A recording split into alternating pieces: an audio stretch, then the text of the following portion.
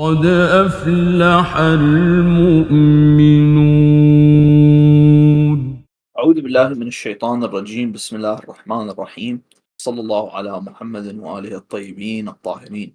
اللهم صل على محمد وآل Muhammad. Respected Muslim brothers and sisters, welcome back to our Top 10 Companions series on Imam al-Husayn, and we're just going to head right into it. So today we are covering, and last time I believe we covered the five of the companions of Abu Abdullah. Today we'll be covering my top five. So beginning at number number five, we have Nafi' ibn Hilal al-Bajali. So Nafi' ibn Hilal al-Bajali is one of my favorite companions of Imam al-Hussein. Inshallah, by the time we're done going over his bio, you're going to have a good understanding of why. Because Nafi' ibn Hilal is really, really cool. He's really brave. He's really interesting. He is one of the archers in Imam al-Hussein's army. And he is also famous for being Abu al-Fadl al-Abbas's right-hand man on the night of the 7th of Muharram when they went to Nahr al-Furat and essentially bullied Yazid's army into getting out of the way, and so that's how they brought water back to al-Hussein's camp. But in any case, let us go over some of the sources regarding his bio. So, the story of Nafi' ibn Hilal with Imam al-Hussein salamullah, as we know, it comes from the Maqtal of Abu Mikhnaf.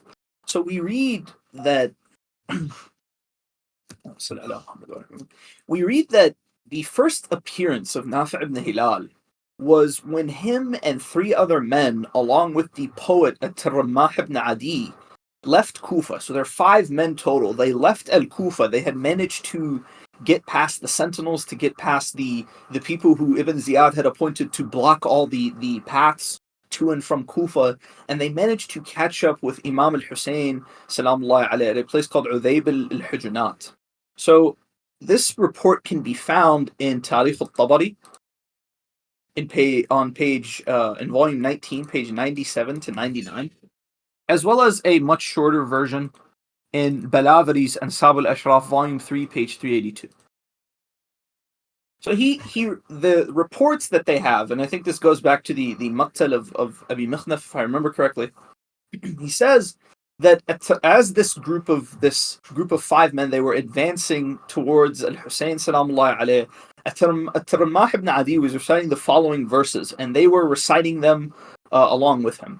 Camels, do not be frightened by my urging, but go forward quickly before the dawn rises, with the best riders and the best group, so that you may kneel down at the house of a man of high ancestry, a praiseworthy man, a free man, a generous man, whom Allah has sent for the best mission to fulfill. Then may Allah cause him to remain for the rest of time. So Imam al-Husayn salamullah alayhi, when he heard these words from al-Rammah ibn Adi, and on a side note, this isn't al-Rammah's bio. Rammah ibn Adi is a very, very famous poet. He is not just famous for this story with him and Imam al-Husayn. Similar to al-Farazdaq, who met Imam al-Husayn as well, he's also like a well-known figure with his own biography. So when Imam al-Husayn alayhi salam saw them, when he saw them arriving and he saw them chanting this poem together, he responded to their verses by saying, by Allah, I hope that what waits for us will be good, whether we die or be victorious. So we see that At-Rammah and Nafi' ibn Hilal and their companions were praising Abu Abdullah, calling him a man of high ancestry, a praiseworthy man, a free man, a generous man who Allah sent to fulfill this great mission. And may Allah cause him to remain for the rest of time. Imam al-Hussein, salamullah alayhi, he knows better. He knows that this ends, that this saga, this story ends with his martyrdom. And so he says, whatever Allah has in store for us is good, whether we die or we are victorious. And so at this point, Al-Hurr ibn Yazid al-Riyahi, at this point he had not joined Imam al-Hussein yet. At this point he was effectively trying to At this point he was trying to prevent these men from joining Imam al-Hussein salamullah alayhi. And by the way, I did just notice that I've been pronouncing the poet's name. It's al-Rammah ibn Adi. I do apologize for that. Anyway, so when these men came to Imam al-Husayn, al-Hurr had orders from Ibn Ziyad to prevent anyone from joining al-Husayn. So the fact that these 5 men, had managed to slip through to reach Abu Abdullah was unacceptable to al-Hurr. He had his orders to carry out. And so al-Hurr tried to prevent them. He's like, these men cannot join you. I will not allow them to join you. But al-Husayn threatened to fight him. He said, no, these are my men, these are my Shia. They will join me or I will fight you. Up until this point, al-Husayn and al-Hurr had been sort of both avoiding conflict. They had both been avoiding, reaching for their weapons, so to speak. So al-Hurr, when he saw that al-Husayn was willing to fight for these guys, he realized that the situation was unwinnable. He decided to stand down. So these men then gave him the news that his messengers had been killed and that Ibn Ziyad had turned all of al-Kufa against al-Husayn, and that soon a massive army would be coming to fight him. So these men basically came with bad news. They're like, Abu Abdullah, we are not the first of many. We are, just a small group. We managed to get past Ibn Ziyad's men. All of Kufa is now against you. The same city that was calling you and pledging allegiance to you, and they had welcomed your cousin Muslim ibn Aqil with open arms. Now they have killed Muslim ibn Aqil. They killed your other messenger. And so, Ibn Ziyad is assembling a massive army to come fight you. So the next report concerning Nafi' ibn Hilal, comes from the incident regarding him and Abu al-Fadl al-Abbas going to retrieve water on the night of the 7th of Muharram. And we already covered this event. We already talked about it in the biography of Abu al-Fadl al-Abbas, salamullahi alayh.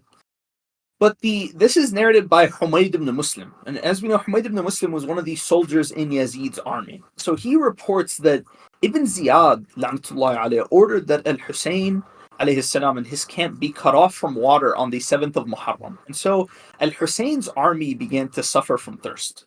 Husayn's group, their water had now run out and they had been cut off from their water supply.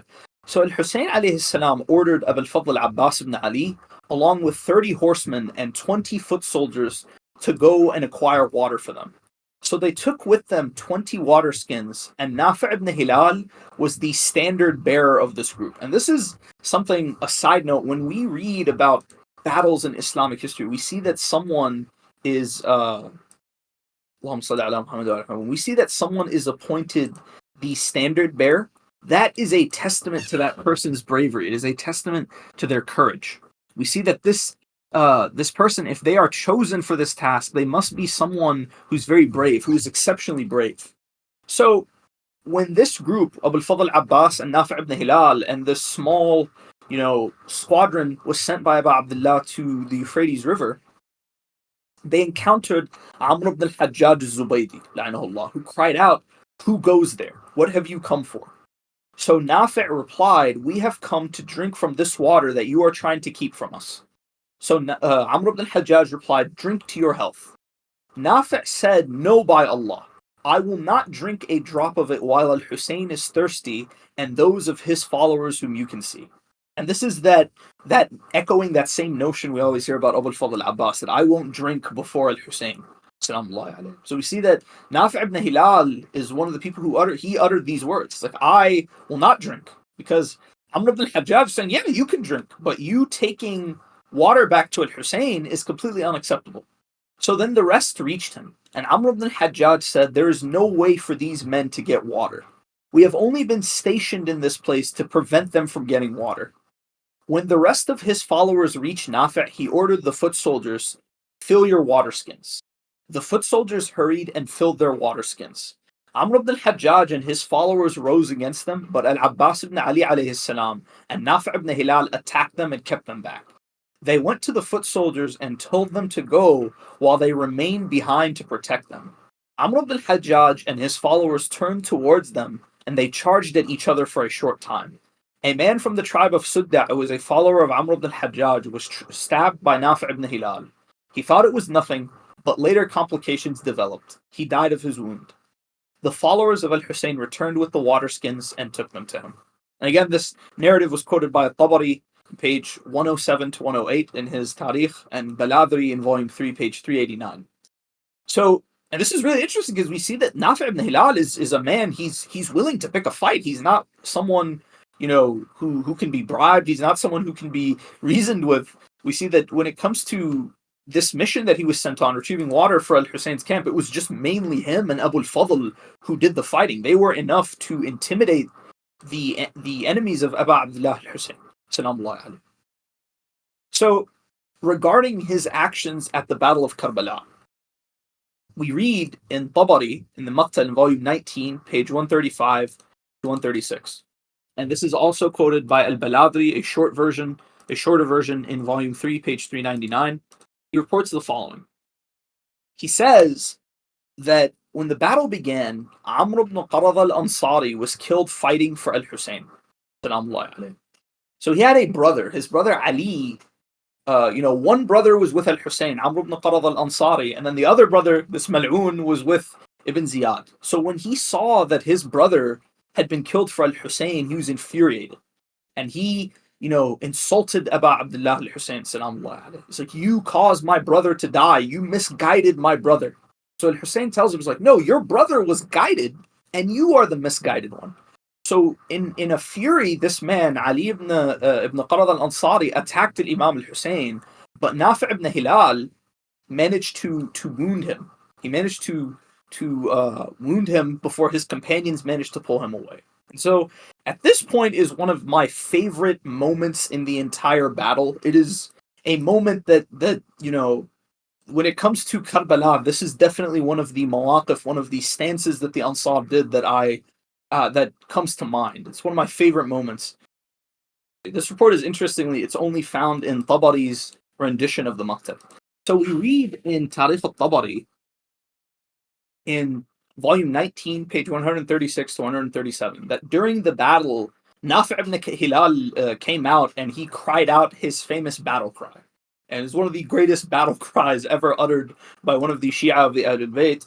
He said, "Ana al-Jamali, ana ala dini Ali." I am al-Jamali, I am upon the religion of Ali. Ana ala dini Ali. So, dini Ali, and this is a topic that we could go over perhaps in another video.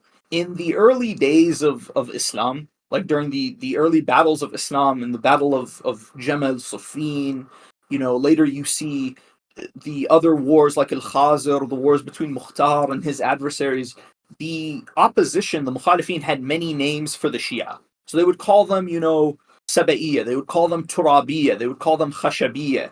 But one of the things that they would call them, that the Shia took and embraced, is the idea of Dini Ali. If you say, Ana ala Dini Ali, that means I'm Shia. It means that I am a Rafidi. It means I believe that Ali is superior to his opponents. This is why during the battle of Jamal, Muhammad ibn Hanafiya, he reports, he says, during the battle, when I was fighting against Aisha's men, I came across one of them. And I saw that, when he saw me, he basically begged for his life. And the way he did this was by saying, Ana ala dini Ali. Ana ala, like, don't kill me. Ana ala dini Ali. And so Ibn al-Hanafiya, when he saw him say this, he let him go. Okay? He basically, he let him go. He's like, I understood that he was begging for his life. And so I allowed him to escape. And again, this is reported in Musannaf ibn Abi Shayba in volume 21, page 490, hadith 40,595, with a good chain of transmission. In any case, so Nafi ibn Hilal, he comes out during the Battle of Karbala, and his battle cry, his lajz is Ana al-Jamali, ana ala dini Ali. Like, I am al-Jamali, that's my tribe, and I am on the deen of Ali. And so one of the soldiers from Yazid's army by the name of Muzahim ibn Hurayf, qabbahahullah, he came out to face Nafi, and he cried out, Ana ala dini Uthman. I'm on the religion of Uthman. And so to this, Nafi ibn Hilal roared back, rather, you follow the religion of Shaitan. And then Nafi cut him down. And so and again, this is one of my favorite moments, because this goes back to something that we always bring up with the Mukhalifin, is that Mukhalifin don't like to bring up Karbala, but when they do, and their backs are to the wall, they try to make this claim that Imam al-Husayn was a Sunni, or that the real Shia of Hussein are the Ahlus Sunnah. And we say, yes, you're right. The Shia of Abu Abdullah al-Husayn do follow the Sunnah. We follow the real Sunnah, the religion of Ali ibn Abi Talib, salamullah alayhi, which is the religion of Rasulullah, sallallahu alayhi wa alayhi. But according to the Shia of Hussein, the religion of Uthman is the religion of Shaitan. Let's hear these people who claim to love Abu Abdullah al-Husayn agree with this. Let them come out and say, yes, we affirm the Aqidah of al-Husayn and his companions. So, as for the martyrdom of Nafi ibn Hilal, it is narrated, and again, this is in the Maqtal, the story of his martyrdom, is reported by al-Tabari in volume 19, page 144 to 145, as well as al-Baladri in volume 3, page 403 to 404. So, it is narrated that at one point during the battle, Nafi' had basically assumed the role of an archer, and he began firing arrows at the army of Yazid. And so he went so far as to write his name on the tips of his arrows, so that whenever he would shoot one of the men of Yazid, they would know exactly where the arrow came from. It came from Nafi' ibn Hilal, as defiant and as we would say as proud that he was to defend Abu Abdullah al-Husayn, he would write his name on his arrows, which is something that I find so cool. It's so amazing. So it's like, even in this moment where you're surrounded and you know you're going to die, is that even that you remain defiant till the very, very end. And indeed, Nafi' remained defiant to the end, as you will see. So he began to shoot at them, and all the while, each shot he takes, each arrow he fires, what is he declaring? Ana al-Jamali, ana ala dini Ali. The entire time, that's his slogan, that's his battle cry. And so it is narrated that he killed 12 of the followers of Umar ibn Sa'ad, other than the ones he wounded. And this is on top of the ones that, Muzah ibn Hurayth, who he had killed in personal combat, the brother that had attacked Imam al-Husayn. This is on top of the ones that he had already killed, that he had already, wounded or killed. And so he kept fighting. He struck out until both his upper arms were broken and he was taken prisoner. So Yazid's men managed to reach him, and they broke his arms and they took him prisoner. They took him to Umar ibn Sa'ad. And so Shimr ibn al-Joshan apprehended him. He had with him some of his followers who drove Nafi' along until he was brought before Umar ibn Sa'ad. And so Umar ibn Sa'ad said to him, "Woe upon you, Nafi'. What made you do what you have done to yourself? So you've been a thorn in our side ever since this battle began. Everybody else just had to join al-Husayn. You had to get past our security. You were the standard bearer the night they came for water. You dueled with our duelists, and then you fired arrows at us. You went so far to put your name on them.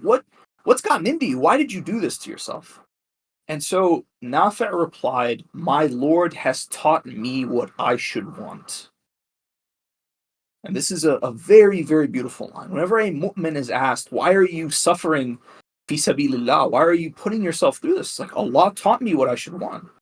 The pleasure of Allah and His Messenger and the reward that Allah has is sufficient enough reason to fight for the Ahlul Bayt alayhim salam.